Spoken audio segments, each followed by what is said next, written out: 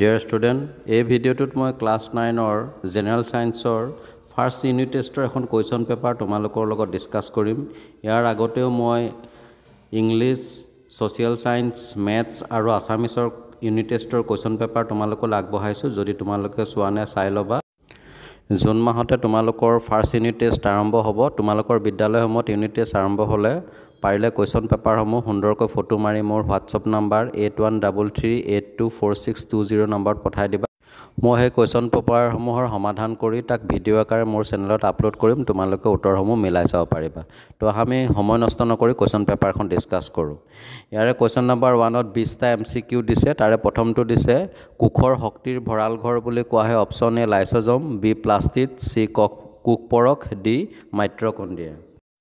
আমি সাধাৰণ বিজ্ঞানৰ জীৱৰ মৌলিক একক পাঠটোত পাইছিলোঁ যে জীৱৰ জীৱন নিৰ্বাহত সংগঠিত হোৱা বিভিন্ন ৰাসায়নিক বিক্ৰিয়াৰ বাবে প্ৰয়োজনীয় শক্তি নিহিত হৈ থকা ATPৰ অণুবিলাক মাইট্ৰকন্ড্ৰিয়াই উৎপাদন কৰে। সেইবাবে মাইট্ৰকন্ড্ৰিয়াক কোষৰ শক্তিৰ ভঁৰাল হিচাপে আখ্যা দিয়া হয়। গতিকে ইয়াত দিয়া অপচনসমূহৰ ভিতৰত শুদ্ধ অপচন হ'ব অপচন D mitochondria. Next question number 2টোত দিছে গলজি সংঘ আৱিষ্কাৰ কৰিছিল। অপচন A Robert Hooke, B Camillo Golgi, এইটো প্ৰিণ্টিং মিছ হৈছে, কেমিলো গলজি হ'ব লাগিছিলে। অপচন চি এৰিষ্টটল, ডি ওপৰৰ এটাও নহয়। ইয়াত আমাৰ দেখিছা গলজি আৰু গলজি মেটছ হৈ আছে। গতিকে ইয়াৰ শুদ্ধ অপচনটো হ'ব অপচন বি কেমিলো গলজি। তেখেতে গলজি সংঘ আৱিষ্কাৰ কৰিছিল। কোৱেশ্চন নম্বৰ 3টোত দিছে কোষৰ অভ্যন্তৰৰ ক'ত প্ৰটিন সংশ্লেষণ সংঘটিত হয়। অপচন এ কোষবেৰত, বি কোষ পৰশত, চি মাইট্ৰকন্ড্ৰিয়াত, ডি ৰাইবজমত। ইয়াৰ শুদ্ধ অপচনটো হ'ব অপচন ডি ৰাইবজমত। এবাৰ আমাক 4 নম্বৰটোত দিছে তলৰ কোনটো প্ৰাণী কোষত নাথাকে। অপচন এ কোষকেন্দ্ৰ, বি কোষ পৰক, চি কোষবেৰ, ডি কোষাবৰণ। ইয়াৰ শুদ্ধ অপচনটো হ'ব অপচন চি কোষবেৰ, যিটো প্ৰাণী কোষত নাথাকে। আৰু লগতে জানি থোৱা ভাল যে প্ৰাণী কোষত প্লাস্টিড, সাধাৰণতে ৰকধানী আৰু মাইক্ৰবডিও নাথাকে। এইবিলাক আহি যাব পাৰে পৰীক্ষাত, তোমালোকে মনত ৰাখিবা। আৰু কোৱেশ্চন নম্বৰ 5টোত দিছে DNA ৰ কাৰ্যকৰী একক হ'ল অপচন এ ক্ৰম'জম, বি RNA, চি জিন, ডি নিউক্লিয়ড। আমি পাইছিলোঁ যে DNA ৰ কাৰ্যকৰী একককে জিন বুলি কোৱা হয়। গতিকে DNA ৰ কাৰ্যকৰী একক হ'ব জিন। শুদ্ধ অপচনটো হ'ব চি জিন। এবাৰ কোৱেশ্চন নম্বৰ 6ত দিছে কেলভিন স্কেল মতে পানীৰ উতলাংক হ'ল option A 100 degree, B 0 degree, C 25 kelvin, D দিছে 373 কেলভিন। ইয়াত দিয়া অপচনসমূহৰ ভিতৰত শুদ্ধ অপচনটো হ'ব অপচন ডি 373 কেলভিন। এবাৰ কোৱেশ্চন নম্বৰ 7টোত দিছে কি পদাৰ্থৰ ব্যাপন মাত্ৰা আটাইতকৈ বেছি।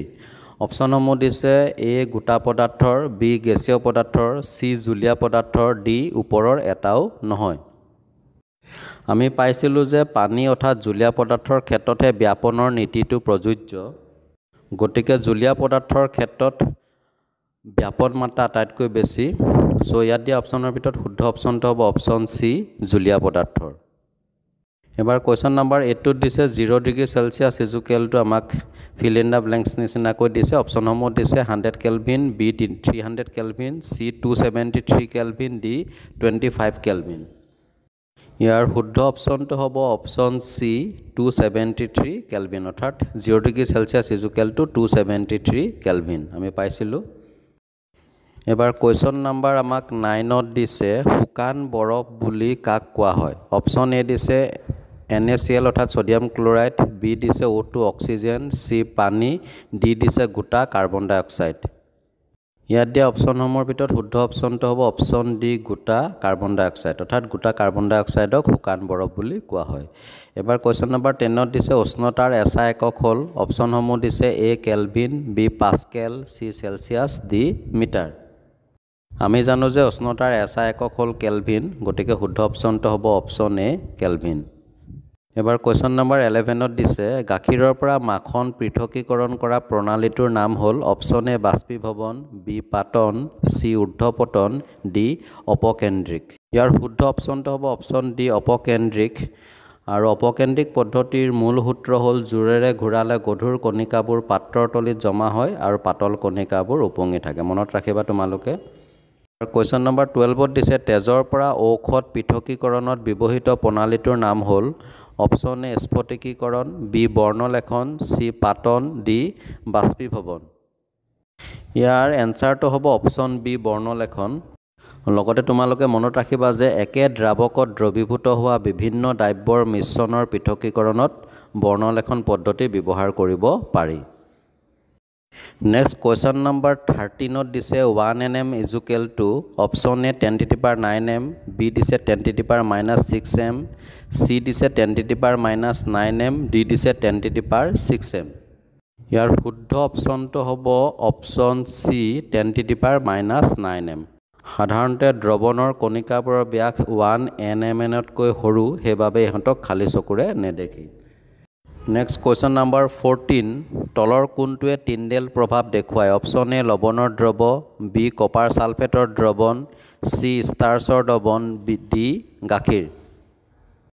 ইয়াৰ শুদ্ধ অপশ্যনটো হ'ব অপশ্যন ডি গাখীৰ। এবাৰ কুৱেশ্যন নম্বৰ 15ত দিছে বায়ুত থকা অক্সিজেনৰ শতকৰা পৰিমাণ হ'ল option A 78%, B 1%, C 21%, D 99%। ইয়াৰ শুদ্ধ অপশ্যনটো হ'ব অপশ্যন চি 21%। আৰু ইয়াৰ প্ৰথমত যিটো দিছে 78%, এইটো হৈছে বায়ুত নাইট্ৰজেনৰ পৰিমাণ, মনত ৰাখিবা। নেক্সট কুৱেশ্যন নম্বৰ 16টোত দিছে মটৰ গাড়ীৰ অডোমিটাৰৰ সহায়ত জোখা হয় অপশ্যন এ দ্ৰুতি, বি ত্বৰণ, চি বেগ আৰু ডি দূৰত্ব। আমি জানো যে মটৰ গাড়ী অডোমিটাৰৰ সহায়ত গাড়ীখনে অতিক্ৰম কৰা দূৰত্ব জোখা হয়, গতিকে ইয়াত দিয়া অপশ্যনসমূহৰ ভিতৰত শুদ্ধ অপশ্যনটো হ'ব অপশ্যন ডি দূৰত্ব। নেক্সট কুৱেশ্যন নম্বৰ 17টোত দিছে তলৰ কোনটো ত্বৰণৰ এছআই একক? অপশ্যন এ দিছে মিটাৰ পাৰ ছেকেণ্ড -1 অৰ্থাৎ মিটাৰ পাৰ ছেকেণ্ড, বি দিছে মিটাৰ ছেকেণ্ড, চি দিছে মিটাৰ পাৰ ছেকেণ্ড স্কোৱাৰ আৰু ডি দিছে মিটাৰ পাৰ ছেকেণ্ড কিউব। তো ইয়াত দিয়া অপশ্যনসমূহৰ ভিতৰত শুদ্ধ অপশ্যনটো হ'ব option C metre per second square. এবাৰ কুৱেশ্যন নম্বৰ 18টোত দিছে বৃত্তাকাৰ পথত গতিশীল বস্তু এটাৰ বেগৰ প্ৰকাশ ৰাশি হ'ল option A v equal to s/t, এইটো ইয়াত থাকি গৈছে। অপশ্যন বি দিছে v equal to u plus v/2, C অপশ্যনত দিছে v equal to twice pi r/t আৰু অপশ্যন ডিটো দিছে v equal to u plus at। ইয়াত বস্তুটোৱে যিহেতু বৃত্তাকাৰ পথত গতি কৰিছে আৰু আমি জানো যে বৃত্ত এটাৰ পৰিধি টুৱাইচ পাই r, গতিকে r ব্যাসাৰ্ধৰ বৃত্তাকাৰ পথেৰে যদি গাড়ীখনে গতি কৰে আৰু গতি কৰোঁতে যদি t ছেকেণ্ড সময় লয়, তেন্তে গাড়ীখনৰ বেগ v হ'ব টুৱাইচ পাই r/t। গতিকে ইয়াত শুদ্ধ অপশ্যনটো হ'ব option C v equal to twice pi r/t। এবাৰ কুৱেশ্যন নম্বৰ 19টোত দিছে গতিশীল বস্তু এটাই 5 ছেকেণ্ডত 20 মিটাৰ দূৰত্ব অতিক্ৰম কৰিলে বস্তুটোৰ দ্ৰুতি হ'ব option A 5 metre per second, B দিছে 4 মিটাৰ পাৰ ছেকেণ্ড, ডি দিছে 10 মিটাৰ পাৰ ছেকেণ্ড আৰু option D 4 metre per second square. ইয়াক আমি এনেধৰণে সমাধান কৰিব লাগিব। ইয়াত অতিক্ৰম কৰা দূৰত্ব s হ'ব 20 মিটাৰ আৰু ইয়াৰ বাবে প্ৰয়োজনীয় সময় t আছিলে 5 ছেকেণ্ড, গতিকে দ্ৰুতি ইজুকেল টু কি হ'ব s/t আৰু শেষত আমি পালোঁ 4 মিটাৰ পাৰ ছেকেণ্ড। গতিকে ইয়াত শুদ্ধ অপশ্যনটো হ'ব option B 4 metre per second.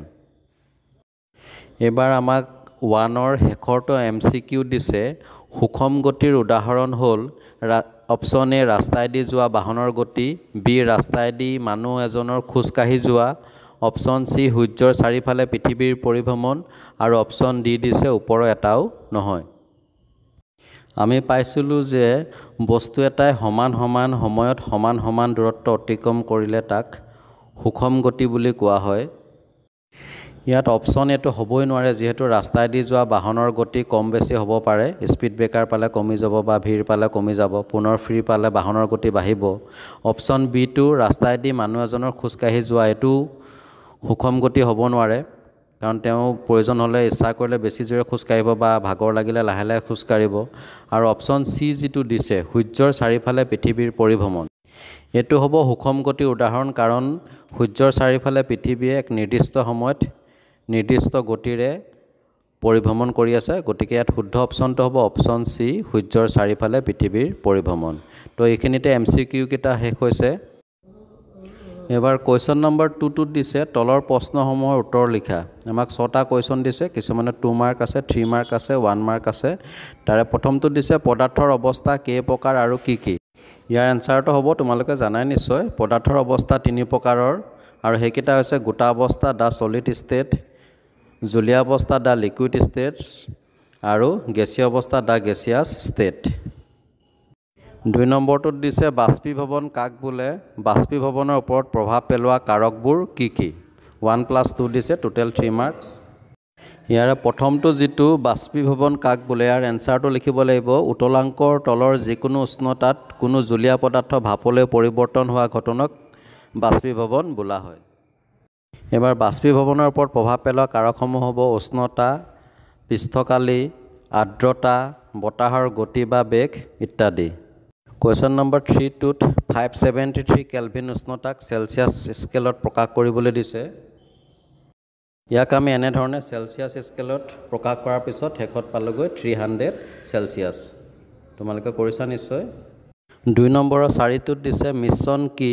মিশ্ৰণ কে প্ৰকাৰ আৰু কি কি ইয়াৰ এনসাৰটো হ'ব দুটা বা ততোধিক বিশুদ্ধ উপাদানৰ দ্বাৰা গঠিত পদাৰ্থ হৈছে মিশ্ৰণ দুটা বা ততোধিক বিশুদ্ধ উপাদানৰ দ্বাৰা গঠিত পদাৰ্থ হৈছে মিশ্ৰণ মিশ্ৰণ দুই প্ৰকাৰৰ এক নম্বৰ হৈছে সমহত্ব মিশ্ৰণ যেনে নিমখৰ পানী আৰু চেনিৰ দ্ৰৱ আৰু 2 নম্বৰটো হৈছে অসমহত্ব মিশ্ৰণ যেনে লুৰ গুৰি আৰু নিমখ আৰু গন্ধক পানী আৰু তেল ইত্যাদি টুৰ 5 টোত দিছে টিংচাৰ আয়োডিন কি ইয়াৰ এনসাৰটো তোমালোকলৈ আগবঢ়ালো তোমালোকে লিখি লবা বহিত লৰালৰিকে লিখোতে অলপ হেণ্ডৰাইটিং বেয়া হৈছে এনিৱে তোমালোকে বুজি পালে হয় 2 নম্বৰৰ 6 টোত আমাক এটা প্ৰবলেম দিছে এটো দিছে যে 320 গ্ৰাম পানীত 40 গ্ৰাম নিমখ দ্ৰৱীভূত কৰি এটা দ্ৰৱণ প্ৰস্তুত কৰা হ'ল দ্ৰৱণটোৰ গাঢ়তা ভৰ শতাংশত নিৰ্ণয় কৰা তো 3 মাৰ্ক দিছে